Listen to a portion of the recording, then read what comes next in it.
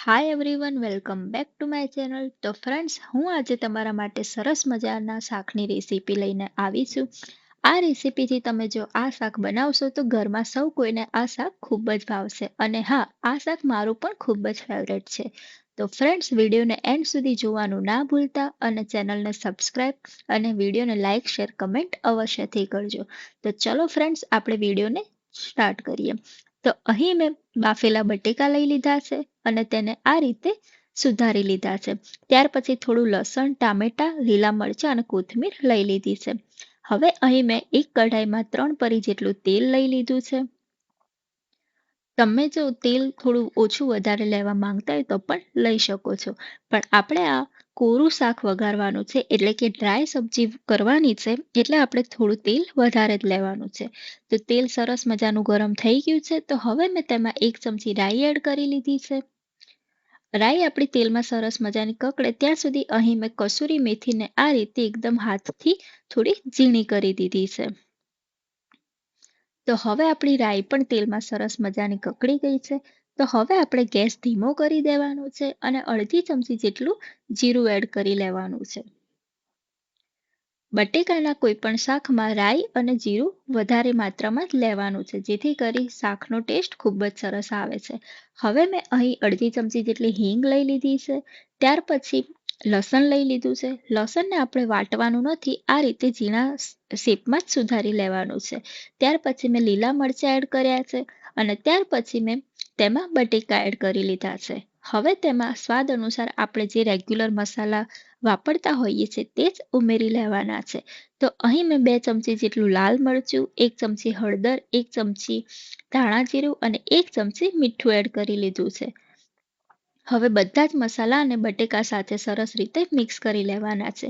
ધીમા જ ગેસે આપણે મસાલા અને બટેકા સાથે મિક્સ કરતું રહેવાનું છે, જેથી કરી આપણા બટેકા સરસ મજાના મસાલામાં મિક્સ થઈ જાય અને કઢાઈમાં ચોંટી પણ ન જાય. તો હવે ગેસ બંધ કરી દેવાનો છે. 2 થી 3 મિનિટ સુધી જ આપણે બટેકાને આ રીતે તેલમાં સાતળતા રહેવાનું છે. હવે અહીં મેં ગેસ બંધ કરી દીધો છે અને ત્યાર પછી મેં જે ઝીણા સુધારેલા ટામેટા હતા તેને એડ કરી લીધા છે. ટામેટાને મેં એટલા માટે પાછળથી એડ કર્યા છે કે ટામેટા જો ઉપરથી આપણે એડ કરીએ છીએ તો શાકનો ટેસ્ટ ખૂબ જ સરસ આવે છે. તો હવે ટામેટા પણ સરસ મસાલાના મિક્સ થઈ ગયા છે. તો હવે મેં તેમાં જે આપણે સૂકી મેથી એ સાફ કરી લીધી હતી, ઝીણી કરી લીધી હતી, તેને લઈ લીધી છે અને હવે સૂકી મેથીને પણ આપણે શાકમાં ઉમેરી લેવાની છે. સૂકી મેથી જેટલી વધારે હશે તેટલું શાક ખૂબ જ ટેસ્ટી લાગશે. આ આલુ મેથીનું શાક ખૂબ જ સરસ લાગે છે. આલુ મેથીનું શાક તમે પરોઠા, રોટલી કે પૂરી ગમે તે સાથે ખાશો તો પણ ખૂબ જ સારું લાગે છે. આ ડ્રાય સબ્જી ઘરમાં સૌ કોઈને ખૂબ જ ભાવે છે અને આ સબ્જી ખાવામાં પણ ખૂબ જ સરસ લાગે છે. તો ફ્રેન્ડ્સ, અહીં ડ્રાય આલુ મેથીની સબ્જી તૈયાર થઈ ગઈ છે. તો મારી આ રેસીપી તમને કેવી લાગી તે મને અવશ્યથી કહેજો. તો હવે મેં થોડું શાક અલગ વાટકામાં લઈ લીધું છે અને તેમાં મેં થોડી કોથમીર એડ કરી લીધી છે અને હવે થોડો લીંબુનો રસ પણ એડ કરી દઈશ. અને ત્યાર પછી મેં થોડું શાક કઢાઈમાં જ રાખ્યું હતું અને તેમાં આપણે થોડું પાણી એડ કરી લેવાનું છે અને આ આપણે બાફેલા બટેકાનું રસાવાળું શાક કરી લેશું. તો 2 થી 3 મિનિટ સુધી પાણી બરાબર બટેકામાં મિક્સ થાય ત્યાં સુધી આપણે તેને આ રીતે હલાવતા રહેવાનું છે અને ત્યાર પછી ઉપરથી લાલ મરચું અને થોડું મીઠું એડ કરીને તેને બરાબર મિક્સ કરી દેવાનું છે.